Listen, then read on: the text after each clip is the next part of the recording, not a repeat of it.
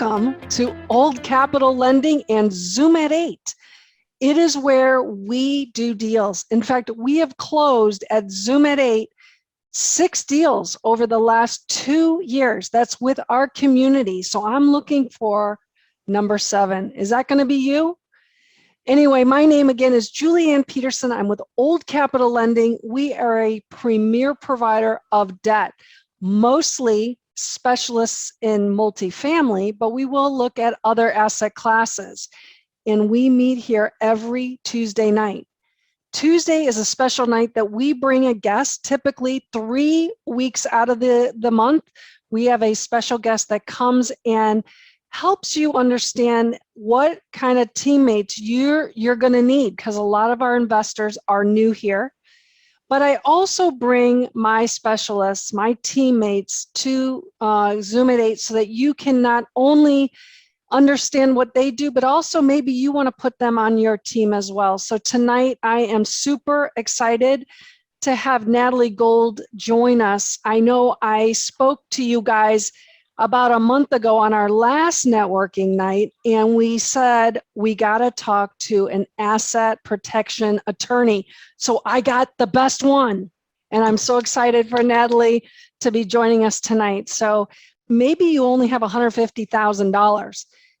Maybe it's not yet the right time, but you need to have somebody in place on the sidelines that you know and like and trust. And so tonight, Natalie Gold is with us. She is the founder of Goldberg LLC, a law firm that focuses on asset protection, trusts, and estates. As an award-winning attorney, rising star, super lawyer, 5-time best-selling author, and nationwide speaker about families, the transition of wealth and money issues, Natalie prides herself on being a fearless cheerleader for her clients' success. Natalie is an influential industry leader, thriving on and off the camera. She has appeared on television networks and shows including CNBS, Fox News, CBS, HLN, BBC, Good Morning America, as well as being featured in articles for CNN World, Parents Magazine, The New York Post, Star Magazine, Cosmopolitan, thank you, and to name a few. Natalie believes in love as her guiding value and ensures that each and every client feels seen, loved, and respected. At Goldberg LLC, you can leave a legacy of love. And boy, oh boy, sometimes when you're talking to attorneys, you don't feel the love. You don't feel this compassion, I'll tell you. And so tonight, I'm super excited to get a sense of what is important about asset protection, not only for what you have currently, what your future holds, as well as for the people that are on your list of why, and why you do what you do, and how do we protect it. So Natalie, welcome to Zoom at 8. How are you? Hey, Julie, how are you? Thanks for having me with this wonderful group of people. Absolutely. Before we get started, everybody, make sure you see Natalie all over your screen. Blow her up. You look over at the right-hand side, there's speaker view, and there she is, Miss Beautiful. Natalie, oh my gosh. You're making my night, as I haven't slept last night for my 2 little kiddos, and my nanny called out, and I'm like, I should have more makeup on it, but it's okay. It's all great. It's all about love. It's all about love. So Natalie, tell me all about you. I know we've heard, you're everywhere. I love it. Can you tell us a little bit more, like how would somebody go about getting a hold of you? Why would they get a hold of you? What is important? What are you trying to say for them? Let's talk about it. Sure. So if I could just see all the cameras on, I want to see your beautiful faces. And I want to get a feel for who's in the room. So do we have any people in here who are parents? Ooh. Do we have any people in here who have siblings? Do we have any people in here who aren't at a Zoom at 8 for their health, but because they want to do better, be more, and have more? I think Anyone who's everybody. bored, I can give you an assistant position ASAP, which I desperately need, right? So we're all here to build a legacy. Whether or not we define it as that, that is what it is. And what is a legacy? It's how every single person and every single interaction remembers you going forward. And you got one shot at it. People are like, you only live once. No, you live every day that you live, but you only die once. So you better not screw it up.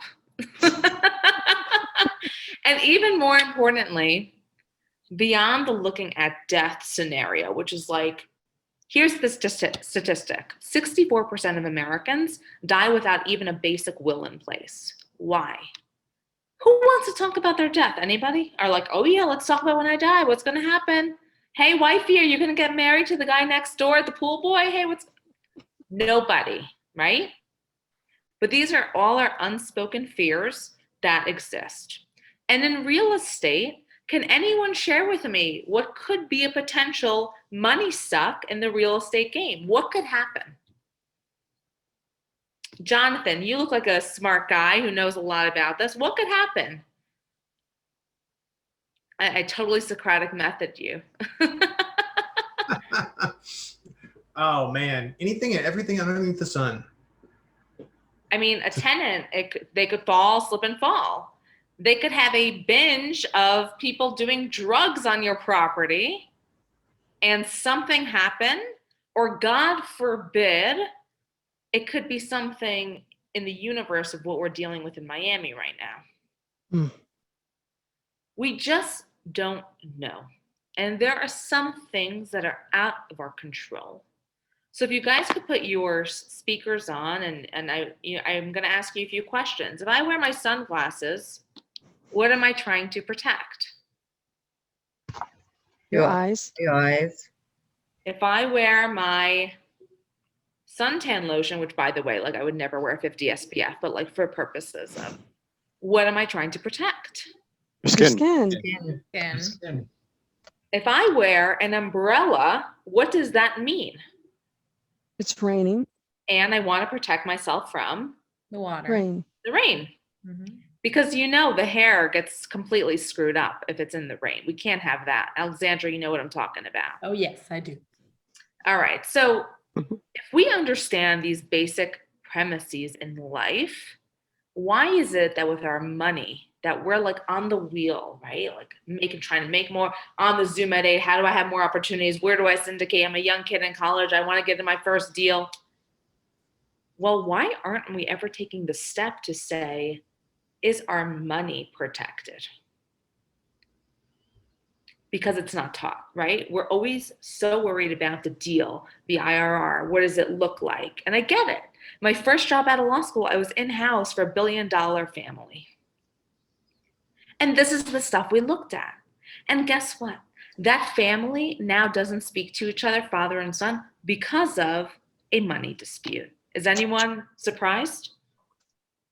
Lee's not surprised. He's like, nope, I heard that sad tale way too many times, right, Lee? Just thinking it's a sad state of affairs. It really is. And especially when you're dealing with people who are your partners, are your family. So how do you make sure that those assets, that money, that real estate, that you're looking so hard for that next deal is going to actually benefit you and your family as opposed to being a liability? Because does anyone ever want to deal with another lawyer? I mean, like most lawyers suck, right? Who wants to deal with a lawyer in litigation? 0 people. They all suck. I was in law school. I was like, oh my God, please. These freaking people, they're going to be the lawyers. Like they suck. So if that's the case, how do we keep you outside of court and outside of the lawyers? Sticky fingers that want to get into your property and your deals. Because you know it's a lot easier to be on the sidelines watching what Mark's doing instead of going there, boots on the ground, making it happen, and then say, hey, Mark, remember that dispute 5 years ago? Okay. So is everyone cool with learning about how to protect your money? Love it. Is everyone in? Absolutely. Bruce is in. Alan's in. Jonathan, I'm in. Let's go. Bruce? Kevin, Jalen, Binky, Moses. Moses, I gotta tell you, we have 2 Moses statues, and my husband just bought, and my 2.5-year-old's like, Moses, Moses. So it's really a popular thing in our house. Awesome. All right.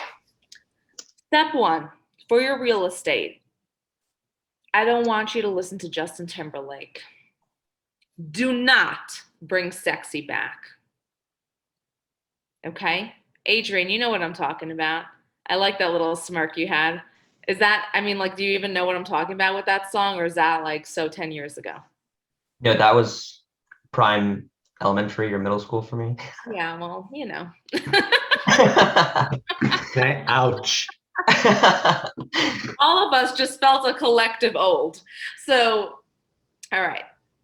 Property that has a lot of equity in it is a sexy asset. And people want sexy assets. Because again, a lot easier to try to go after than to build yourself. A lot easier to not do those capital raises, to not do it, right? And lots of things, as we already discussed and we already all agree, can go wrong in a real estate transaction.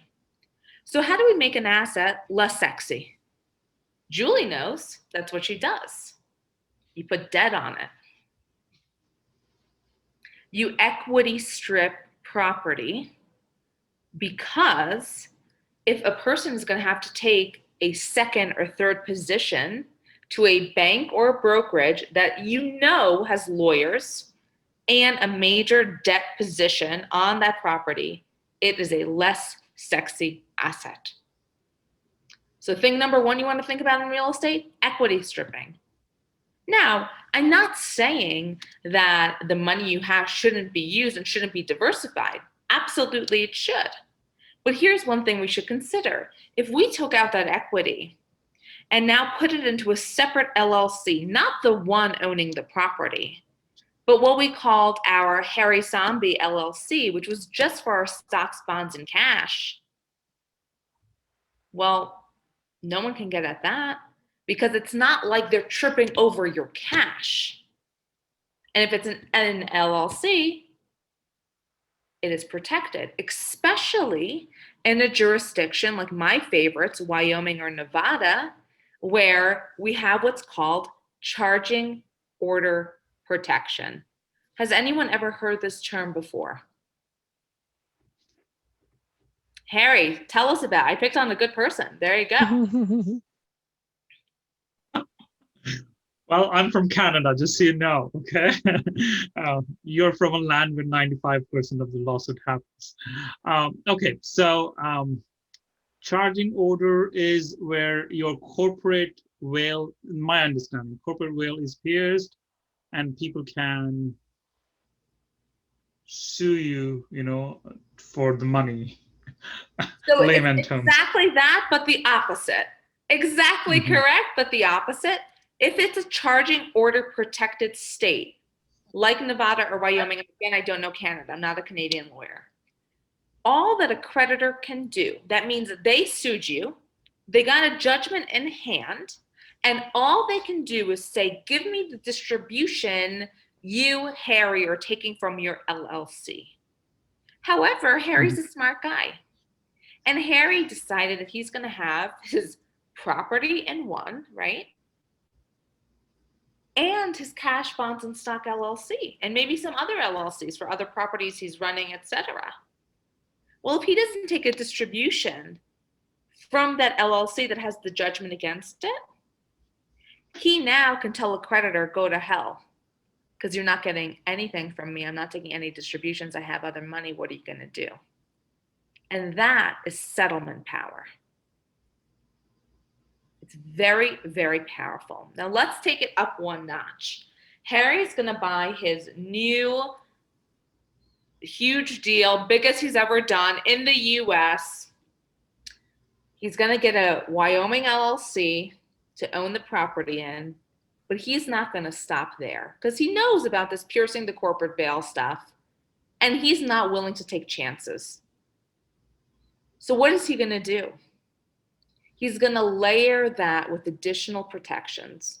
And just, my friends, as we wear these, when we want to protect ourselves from our eyes from the sun, and this for our skin, so too is that exact thing we do with a trust around any kind of property that we own. Has anyone ever heard the term trust fund, kid? Yes. Does anyone in here have a trust? Bruce, Corey? Okay, awesome. Here's the deal, Harry. Harry, you're my top student, Harry. So, Teacher's pet. exactly. Here's the deal, you guys. A trust fund is like, let's all become that trust daddy we wish we had. And let's do it for ourselves. And that is through asset protection trust planning. So let me take you back in time. Before 1997, has anyone heard of, like, if you have a lot of money, you go offshore so that no one can get it from you? You've all heard this stuff. Well, then somebody in Alaska got really smart. And they were like, why are we letting all our big money people go to the frickin' Cook Islands? Do you even know where the Cook Islands are? I don't know. No idea. Why don't we just let them do that stuff here in the US? And they did. And in 1997, the first Domestic Asset Protection Trust, DAPT, DAPT in the vernacular, was enacted in Alaska. And since then, 19 states have followed and said, we want the money here. Why wouldn't we want these filings to happen here, these trust companies to come here, the money to be infused here? We're Wyoming. We only have 500,000 people. That's the amount of one building in New York. So let's get all this money coming here. And that's exactly what they did.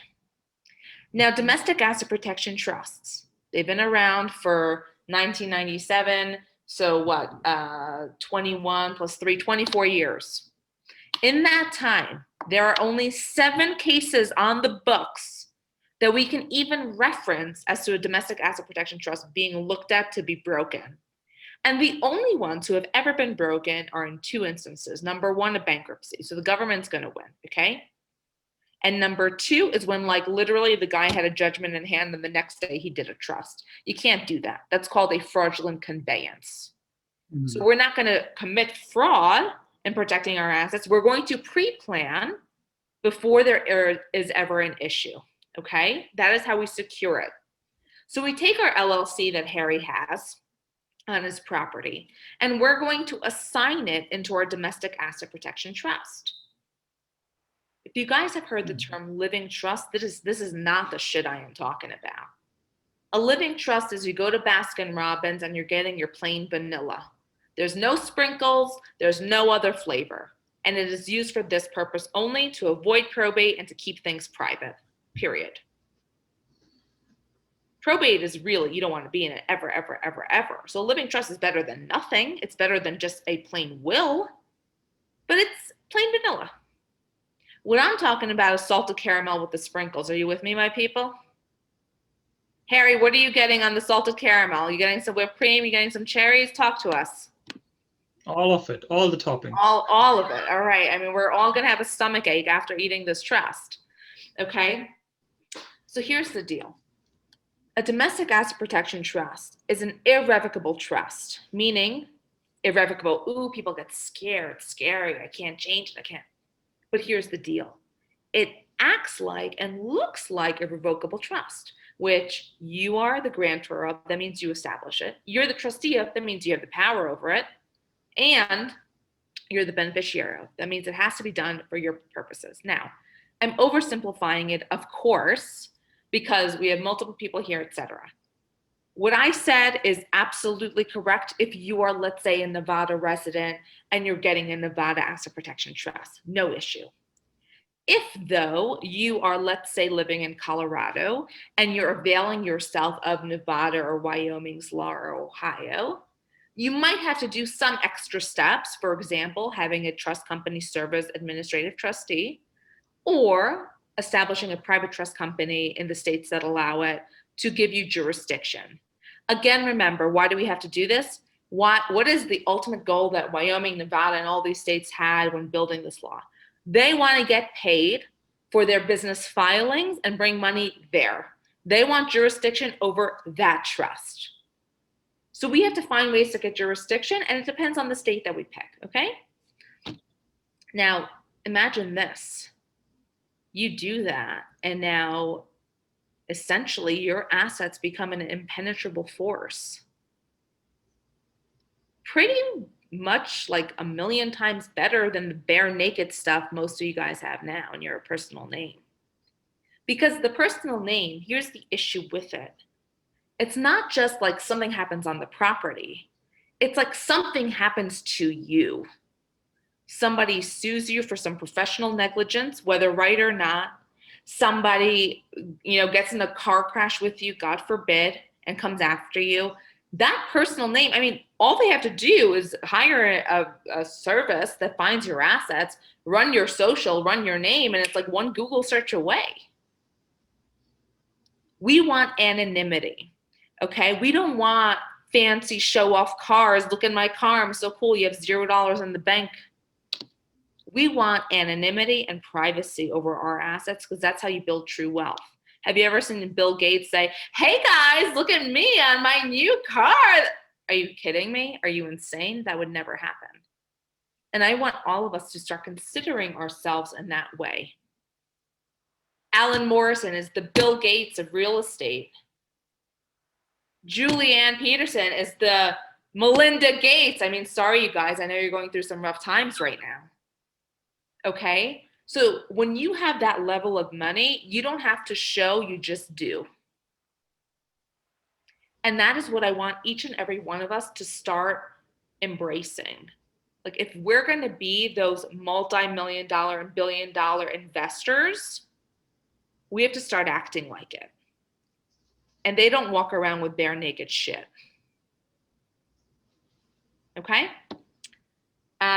One more little tool I want to give in your tool chest, actually two. A lot of people still prefer going offshore because they find it more secure. Logistically, it is a pain to have to fight something in the US and then get a judgment enforced in that country. Okay? So just the logistical and the cost will keep most people from doing it. We do what's called a diamond trust, which is we started onshore. That way you don't have to take on the tremendous expense that is to maintain it yearly. And then in the event that there is an issue, we toggle a switch and we get your successor trustee that's in a place like the Cook Islands to take over. That way it's truly ultimate security. And beyond just asset protection, I want you to use more of your money in a better way, okay? So again, the Bill Gates, et cetera, like, look, real money is smart. And they go to people like Julie and they say, I know I'm a multimillionaire, but I don't want to put my own cash in this deal. Are you insane? Julie, give me that cheap debt. Slap it on there. Okay? So how do we, if especially we're starting in this business and we're doing this maybe as a side hustle, or we're really just starting to get into this as our full-time thing, how do we make more of our money work for us without taking on having to do all cash deals and putting our own money in? There is a way with even the plain vanilla trust, like the most basic of trusts, where Bruce Abramson is going to be the person looking to take out a loan. And he's going to be able to write inside his trust that he's the person in charge, the trustee, he's the grantor, the person making, and the beneficiary. And he's going to write a letter to the mortgage company and say, I require a $20,000 a month payment from my trust in perpetuity.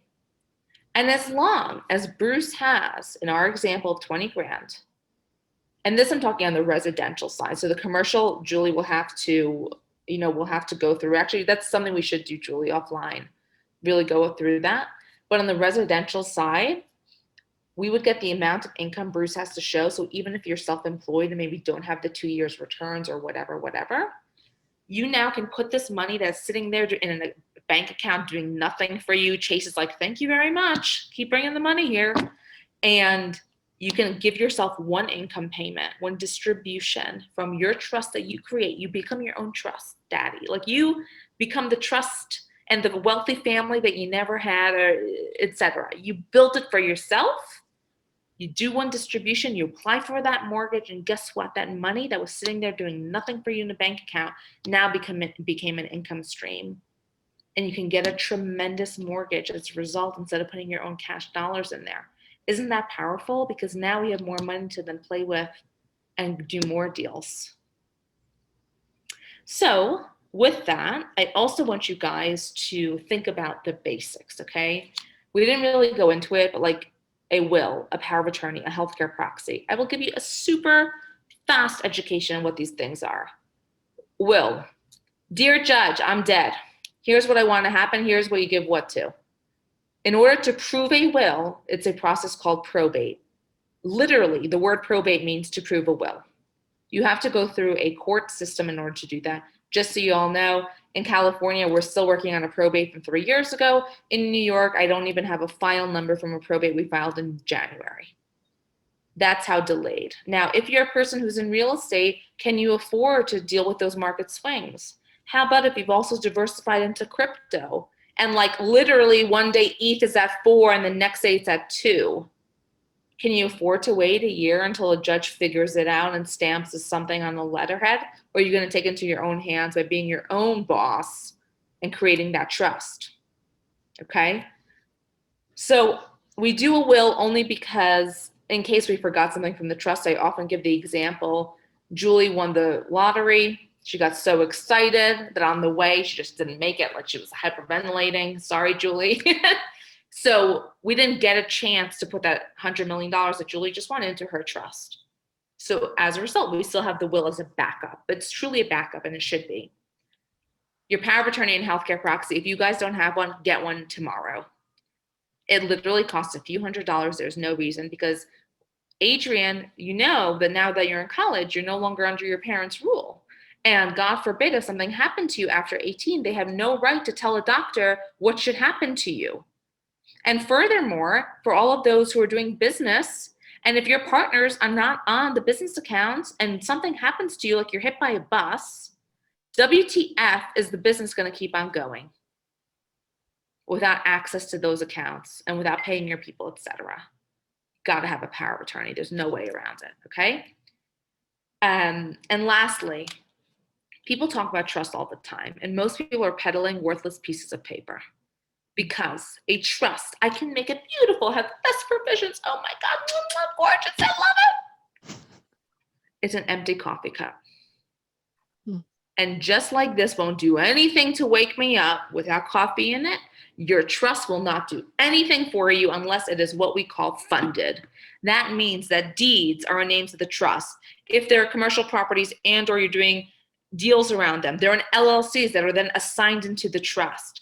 And you've actually spoken to somebody to let them know if something happens to me, here's what you need to do. And by the way, here's my crypto wallet and here's my private key, person I trust with the world.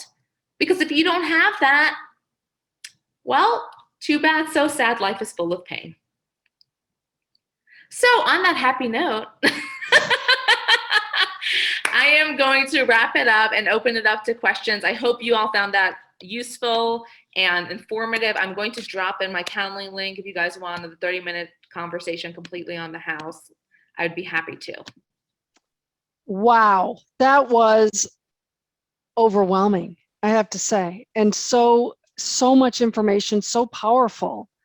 I would love to, can you unpack revocable versus unrevocable? I know you had touched on irrevocable, sorry.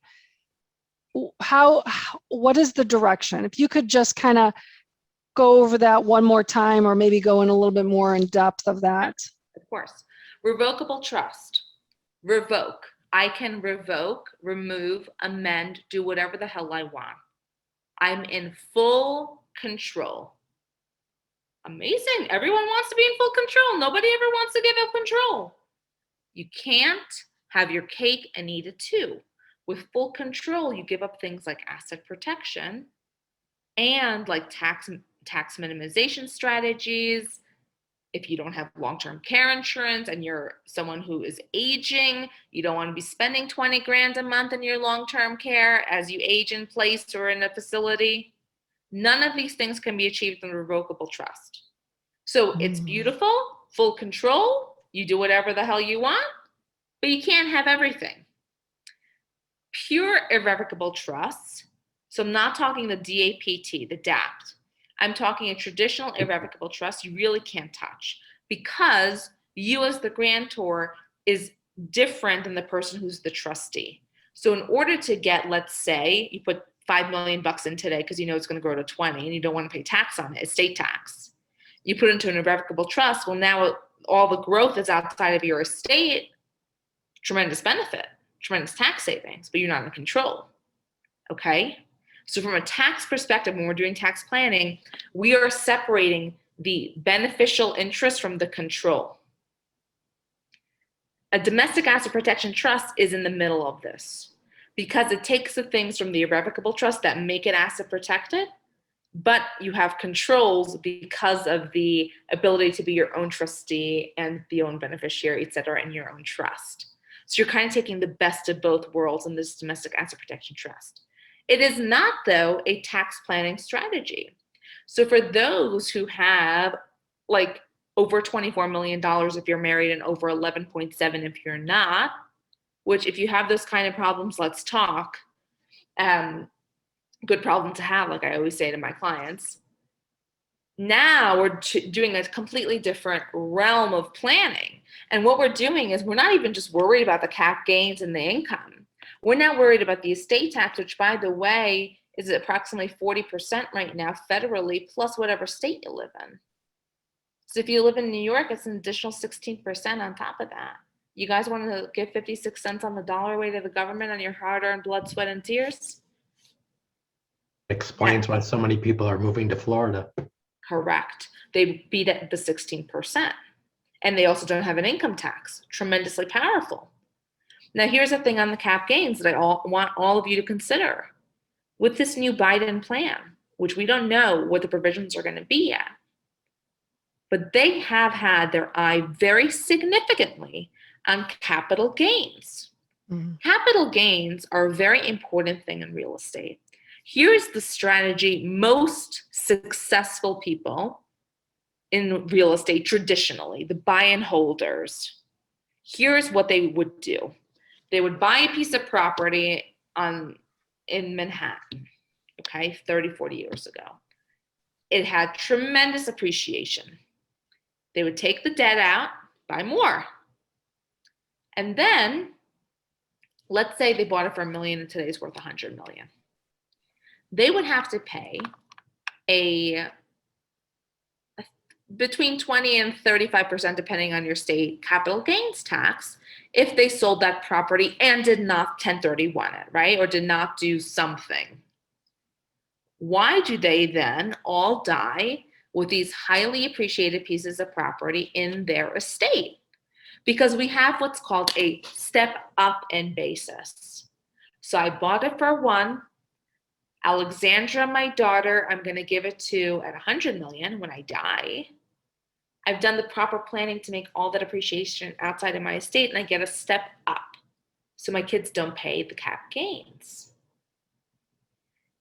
With that on the chopping block in front of Congress as we speak, I want all of you as real estate owners to really be watching that.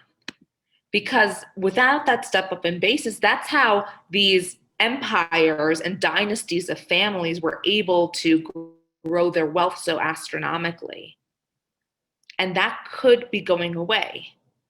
So something to really keep your finger on the pulse on. Again, we're so busy running the rat race of life, like school, family, career.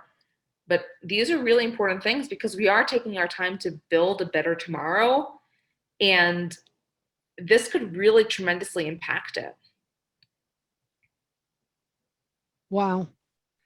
Thank you so much for going over that. I know a lot of people do the revocable because of, I don't want to touch it. I want to have access to it. So thank you for unpacking that. That was excellent. Sure.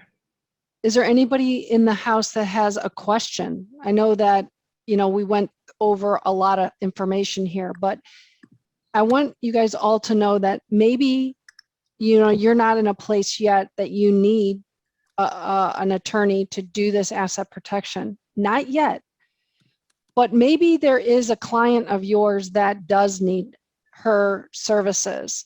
And so you knowing a little bit now tonight may be able to shed a little bit of knowledge, but to say, hey, I have Natalie in my book of tricks that she is a great person that you need to reach out to. It just makes you look so much more equipped at taking care of their money for them. So is there anybody in the house that has a question? Harry, do you have a question? No, I don't actually, but Natalie, a comment, you are a brilliant presenter. You made that stuff so enjoyable to even listen to. Thank you for that. Yeah. My husband makes fun of me. He goes, someone else has the microphone in the room but you, and you haven't pinned them down yet and hit them over the head. Give me that. So it's, I truly love to teach this stuff. It's so much fun for me. Thank you, Harry, for that comment. Yeah, that is excellent. I have a question. Yes, Alan. Natalie, can this be done with any type of real estate? Like say I had a portfolio of REO properties that I was flipping on a large scale. Can this type of trust be set up for that? It can. I wouldn't waste your money though if you're flipping, because the expense of it, and you're just holding them for such a small period. Mm-hmm. I don't know if it would be worth it, but if there are any longer term holds, certainly. And then the money you make from those flips, absolutely. So unless you're putting it all into the next deal, and then you don't have to do it all. In other words, you don't need to do the top shelf asset protection trust to have asset protection. Doing those small things like the equity stripping, the LLCs, separate LLCs for each and every property. Those are little ways that we get into our asset protection game. And then I would also say for you, Alan, getting those monies, let's say, 100 grand, this deal, 500 grand from that one, whatever, that should be in its own stocks, bonds, and cash LLC, certainly owned in your domestic asset protection trust. Right. I'm talking about doing this in bulk.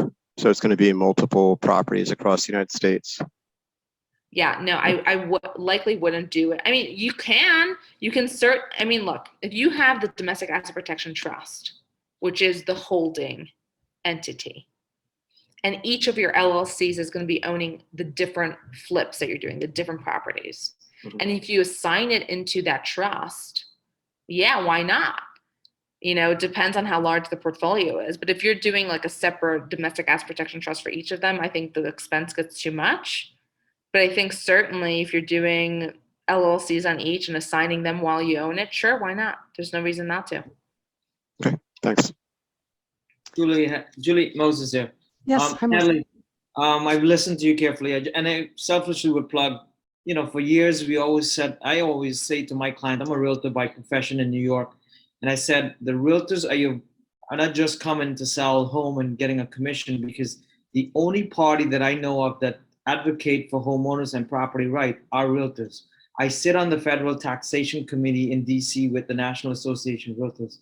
And you brought up an excellent point, because we wrote a letter to Congress trying to make sure they don't revert the estate tax from 11.7 to 5 million, because then it really would hurt. We're trying to keep that number up high. And also to your point, to not touch the basis, because that's on the chopping block. And we've given them sufficient, documentation and examples as to how detrimental that will be if it does get touched. So hopefully those are the things that the realtors are trying to bring a voice to the forefront. I love that, Moses. And look, I'm originally a New Yorker, as I cannot hide from. So here's the thing, how many people that bought in Williamsburg 30 years ago for 100 grand. And today that piece of property is worth 3-4 million bucks, easy. So people think, oh, this war on wealth, screw the man, we want to go after the big money. I hate that. You know what? I want to encourage people to go after it and think big and become those big players. And realistically, you're hurting the middle class, because if they bought that amazing piece of property and they've held on to it for all these years, knowing that if they died with it, it would step up to their kids tax-free, and to take that away would be crushing that middle class, which we so desperately say we want to protect. And I think a good example that we used was, what if the child inherits the property and now would have to pay the taxes? Then they would probably have to sell it in order to pay that tax, because it might be such a big nut to swallow at that point. So it diminished the entire family at that point. Absolutely. And Moses, you bring up a great point, which I didn't even touch on, and thank you for giving me the opportunity to. You guys own, let's say you're in partnerships, buying these things, not just by yourself, but with a partner. But what if they die? And now their family has to pay the estate tax, but you're still alive. How does that get paid? Are you going to be forced to sell your piece of property because your partner died?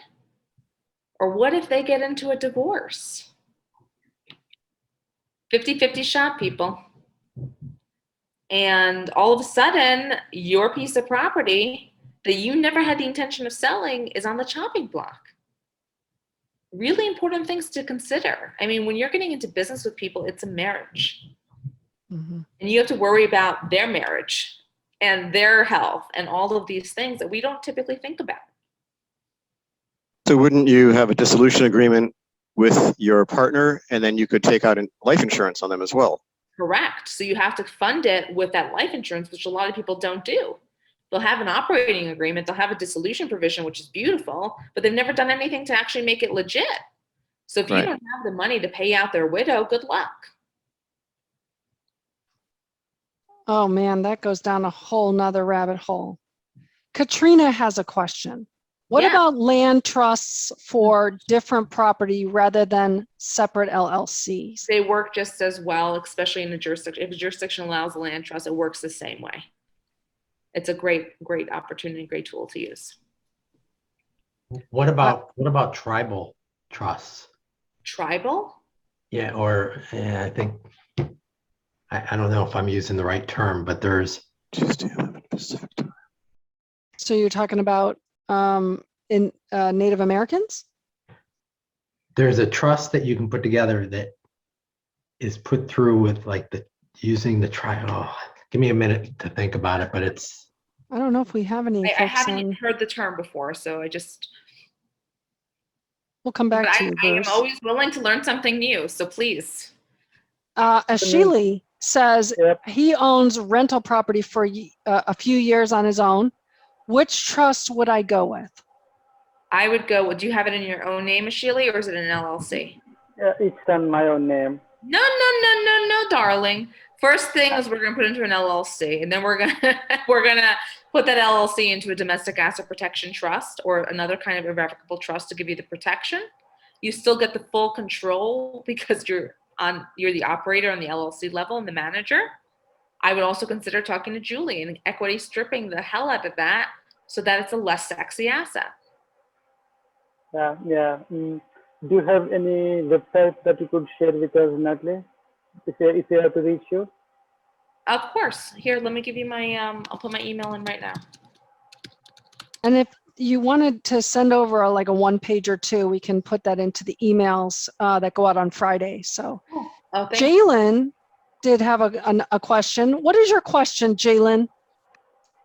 Yeah, so is there any benefit to setting up to transfer wealth to your kids, a family limited partnership over a trust? Or is that something sort of completely different? No, it's a great strategy. It's just a different strategy. FLPs have gone under some tax scrutiny in years prior, which is why I go more with the irrevocable trusts. But if it's not tax, I mean, really, you're typically doing an FLP because it's tax motivated. You know what? I do have a question, Natalie. What should somebody expect to pay to put together a trust? Now, that's like when somebody calls me and says, how much can I get a loan on this for, right? There's a whole bunch of different things. So give me a range. Okay, you're looking plain vanilla. Most practitioners around the country are going to charge you between $3,000 and $6,000 for a plain vanilla plan. That's a living trust, power of attorney, healthcare proxy, living will, and a last will and testament. That's kind of the base. Depends, in California, you're closer to the upper level, New York, upper level, middle of the country, maybe you're more towards the $3,000 or $3,500. Okay, that's kind of on average. Once you get into asset protection planning, you're looking $7,500 to $15,000, and that's without tax planning. It's like a one-time souped up insurance policy. Yeah. Basically. So you look at it in that way. And then once you're doing tax planning, I mean, it's more. But the fact is, if you're doing tax planning, you have over $24 million of net worth. There's no fee that me or any other lawyer can charge you on the planning that would be even worth considering not doing it because of how much millions you save on the back end. We're the good guys. We protect the money. Most lawyers are trying to get the money from other people, and we are putting the barriers in place to stop that from happening. Amazing. I do appreciate you kind of taking us through that. The time is now to make sure that you are putting money aside for doing your trust. It's super important. We put it up. We kept, one kid. Okay, then we got another kid. Then we got another kid. Then we have another kid. My God, I think 4. That's enough. And then you start, buying houses and you're buying properties, and so you don't want to wait. We could die tomorrow, like Natalie said. So really be thinking about that. Natalie is a wonderful person that you guys should be reaching out to. Alana had a question. How do you do refis and HELOCs on houses and trusts? That's where it gets a little bit tricky. And there should be no issue. I mean, Rev Trust or something Julie sees all the time. And sometimes I've heard lenders say, take it out of the Rev Trust and then we'll put it back in after. Yeah. Which is kind of the standard. Look, we want the transaction to happen at the mortgage level. And we don't want barriers to happen in that process, which is why I get that methodology. I get it. Like, take it out, we're gonna put it back in. And for a living trust, no harm, no foul, truly, because you're not doing the tax line, you're not doing any of that.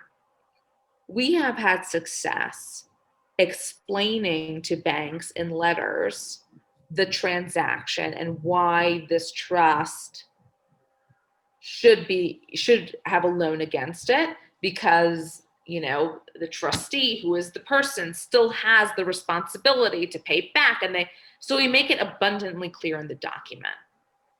However, for someone who is thinking of refining or doing a HELOC, do it before you do anything else, is what I would say. I mean, kind of off the record, you get the money and then you do it, because really the bank is concerned about you not paying back. And, they're not, if you put it into a different kind of trust, they're not going to care about that. You still have the obligation. That's why a living trust, there is no question. A living trust by federal law cannot make the due on sale clause come due. Not so with an irrevocable trust or an LLC transaction, which is why we need more time to work with the bank and say, look, Julie, here's the transaction. Here's what's going to happen. Can your underwriter approve it? What can we make happen here? And it's really about that symbiotic relationship between a me and a Julie to make sure that that transaction can actually happen. And it's about being smart. If she's like, no, it's not going to happen here, Natalie. I can ram my head into the wall. It's not going to happen.